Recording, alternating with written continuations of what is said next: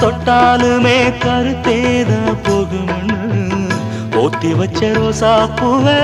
போடுவேன வெயிலில சங்குக்குள்ள அடங்கிடுமா கங்க நதி நீரு சங்குக்குள்ள அடங்கிடுமா கங்க நதி நீரு சந்திரன் களங்கம்னு சொன்னது தனமூரு